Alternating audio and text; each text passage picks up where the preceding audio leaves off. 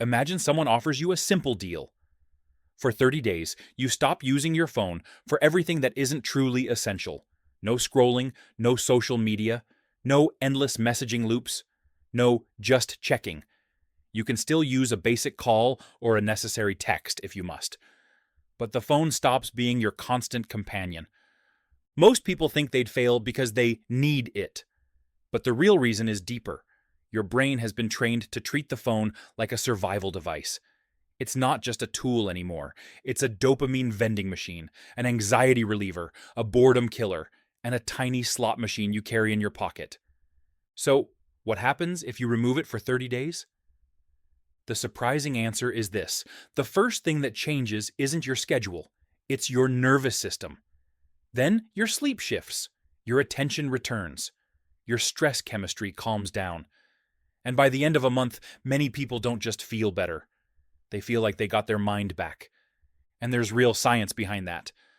Your phone isn't addictive because it's evil. It's addictive because it's perfectly designed for your brain. Every notification, every swipe, every refresh is a tiny uncertainty reward. Your brain loves uncertainty because uncertainty could mean something important, a message, a like, a news update, a threat, a new opportunity. That uncertainty activates attention circuits, stress circuits, and reward circuits all at once. And the result is a state many people now live in every day. Constant low-level alertness. You might not feel stressed, but your body often acts like it is. Your breathing becomes shallower, your shoulders tense, your mind becomes more fragmented. You start living in short bursts of focus instead of deep attention. And over time, that changes you. When people hear withdrawal, they think of substances, but withdrawal is simply the brain adjusting to the absence of a frequent reward. When you remove the phone, many people feel restless, bored, and unusually irritated. Not because life suddenly got worse, but because the brain is no longer getting micro rewards every few minutes. During the first days, the urge to check can feel almost physical. Your hand reaches for the device without thinking. You unlock the screen without remembering why. You feel that strange discomfort that makes you want stimulation, even when nothing is wrong. That discomfort is your nervous system rebalancing. The phone has been acting like a regulator. Anytime you felt bored, uncertain, stressed, lonely, or tired, the phone offered immediate distraction. When that tool disappears, your brain has to face raw reality again, unbuffered. It's uncomfortable at first, but it's also the beginning of the reset. Most people think the phone drains time. The deeper truth is that it drains attention. Every time you check it, even briefly, your brain has to reorient. It's not just a pause, it's a switch of context. And context switching has a cognitive cost. Research on notification-caused interruptions shows that reducing these interruptions is beneficial for performance and reduces strain, especially when people feel pressure to respond quickly or fear missing out. This is why you can sit at your desk for 8 hours and still feel like you did nothing. Your day wasn't heavy with work, it was heavy with switching. In the first week without the phone, many people notice something surprising. They don't instantly become productive superheroes. Instead, they feel mental quiet. Like fewer tabs are open in their head. Thoughts stop colliding. Focus becomes less frantic. And that is where the real benefits begin. One of the quickest, most reliable effects of reducing phone use is improved sleep. Not just because you go to bed earlier, but because the pre-sleep brain becomes calmer. Phones don't only emit light, they deliver stimulation, novelty, social comparison, emotional triggers, and that keeps your nervous system active. A controlled study found that restricting phone use close to bedtime for 4 weeks reduced pre-sleep arousal, reduced sleep latency, improved sleep duration and quality, and even improved positive affect and working memory. This matters because sleep isn't just rest. Sleep is brain cleanup. Sleep is emotional processing. Sleep is hormone repair. If your phone is keeping your nervous system activated late into the night, you can sleep 8 hours and still wake up tired.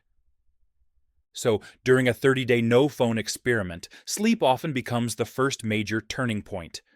People fall asleep faster because their brain isn't buzzing. They wake up clearer because the brain actually completed deeper cycles. And when sleep improves, everything improves. In week 2, the discomfort typically fades, and something deeper begins. Your reward system starts recalibrating. When you constantly feed your brain fast rewards, short videos, rapid messages, endless novelty, slow rewards stop working. Reading becomes harder. Conversations feel less stimulating. Quiet feels unbearable. This is not a personality flaw, it's reward conditioning. As phone use decreases, dopamine sensitivity often begins to recover, and that changes what feels enjoyable. Food tastes better, music feels richer, walks feel more calming. A single conversation feels more satisfying than 20 shallow interactions. This is the point where many people realize they weren't just using a phone. They were living in a constant drip feed of stimulation. And then comes the peak realization. Here's the twist most people never consider. The phone doesn't only deliver pleasure, it delivers uncertainty, and uncertainty keeps you vigilant. If your brain checks the phone dozens or hundreds of times per day, it begins to treat checking as a safety behavior, like scanning for threats, like reassurance, like control. When you remove the phone, your brain initially feels unsafe. That's why you feel the urge to check even when you don't want to. It's not craving pleasure, it's craving relief. And once you see that, everything changes. Because you realize the phone isn't only a tool, it's become a nervous system habit. This is why 2 weeks of blocking mobile internet in a randomized study led to improvements in sustained attention and mental health, along with higher subjective well-being. That's not magic. That's a nervous system finally leaving constant alert mode. By week 3, something social happens.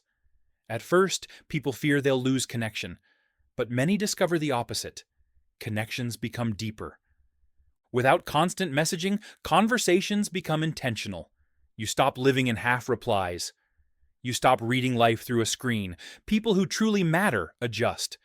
And the relationships that depended on constant pinging often reveal themselves as shallow noise.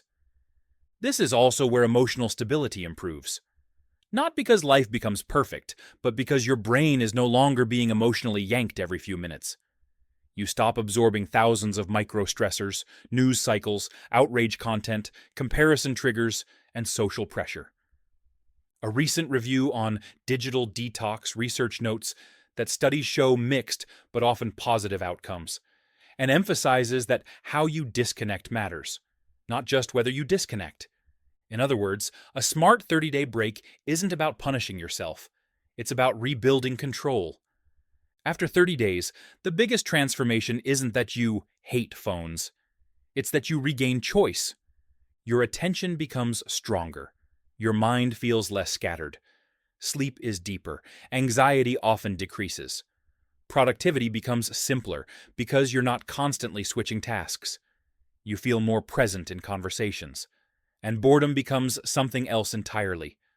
Not a problem to escape, but a doorway to deeper thinking. And the most underrated benefit is this: time expands. Not because you gained more hours, but because your hours stopped being chopped into fragments. You stop living in 5-second moments. You start living in real ones. Now, here's the resolution. You don't need to live without a phone forever to get most of the benefits. You need a system that removes the triggers and restores your brain's natural rhythm. Think of the 30 days as a triangle. At the bottom, you remove the constant stimulation. In the middle, your brain adapts. At the peak, you regain attention and calm. Then, you come down the other side by building habits that keep the benefits without isolation. Here's the simplest plan. In the first week, you remove the main dopamine traps. That means social media, short video apps, and endless scrolling. If you must keep messaging for work, you batch it. If you need navigation, you use it intentionally. The rule is simple: no compulsive checking. In week 2, you add friction. You turn off all non-essential notifications. You keep the phone out of the bedroom. You create phone-free islands in your day. The first hour after waking, meals, and the last hour before sleep. In week 3, you replace the habit. Because your brain doesn't just need less stimulation, it needs a new outlet. That could be walking, reading, gym, journaling, cooking, or real conversations. The key is not perfection, it's substitution. By week 4, you build the long-term version. You decide what the phone is allowed to be, a tool, not a reflex. And here's the simplest scientific hack. If you feel the urge to check the phone, do 5 minutes of movement instead. Not because movement is magic, but because it changes your nervous system state. 5 minutes of walking, squats, stretching, or even calf raises shifts physiology. Breathing deepens, stress chemistry drops, blood flow increases, the craving wave passes, and your brain learns a new association. Discomfort does not require scrolling. This is the real skill you build in 30 days. Not phone avoidance, but nervous system self-regulation. So let me ask you, if you removed your phone for 30 days, what do you think you'd miss most? And what do you think you'd gain? Tell me in the comments.